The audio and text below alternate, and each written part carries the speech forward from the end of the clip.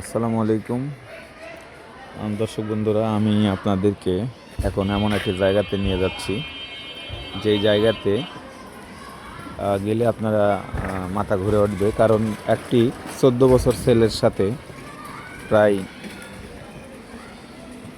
42-45 বছরের একটা মেয়ে কট খেয়েছে।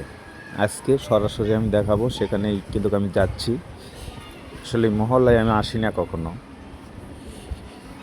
তো যাই হোক দর্শক বন্ধুরা, এখন আর কোনো ছেলে মেয়েদের কোনো বয়স লাগতেছে না। যে এই এই এই ওই ওই সামনে এই চাচা ওই যে রাতে যে কট খেয়েছে একটা মধ্যবয়সী মেয়ের সাথে, যে একটি ছেলে, ছোট ছেলে, সেটা কোন বাড়ির? ওই ওই বাড়ির না? ও আচ্ছা। তো যাই হোক আমি যাচ্ছি দর্শক বন্ধুরা। তো দেখুন, বিষয়টা হচ্ছে যে এখন আর কোনো সম্পর্ক লাগতেছে না। মা, পিসি, পিসি, মাসি, ফুবু, কিছু আর মানবিস নেই। মানে যেমন কুকুরের যেমন কোনো মানবিস নেই, এরকম কিন্তু আমরা এখন কিন্তু বিভিন্ন জায়গায় বিভিন্ন ঘটনা কিন্তু ঘটে। তো আমি কিন্তু বলতে বলতে কিন্তু যাচ্ছি আসলে এই মহল্লায়।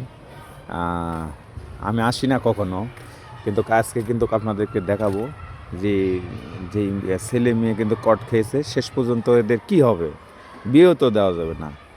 তো আসলে কোন জায়গা, তো যে এই গলির ভিতরেই বলে নাকি হয়েছে। তো এই গলির ভিতরে আমি কিন্তু আপনাদেরকে নিয়ে যাচ্ছি।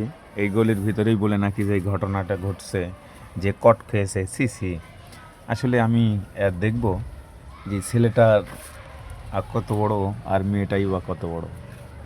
এই যে দেখুন কোথায় তারা, কোন জায়গাতে কট খেয়েছে, সেটাই কিন্তু আপনাকে দেখাবো।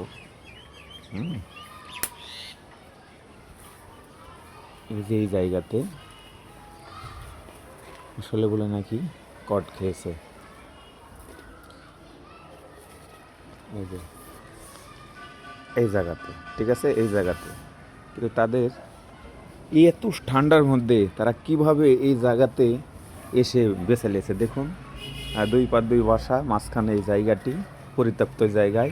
তবে আমি এখন আপনাদেরকে নিয়ে যাব যে ভাইজান কোথায় রয়েছে, ওই মেয়েটাই বা কে হয়, কি সম্পর্ক তাদের, সেখানে আমি নিয়ে যাচ্ছি। এই যে দেখুন, ওই সামনে ওই বাসায় হয়তোবা আমি আপনাদেরকে নিয়ে যাচ্ছি ওই বাসাতেই।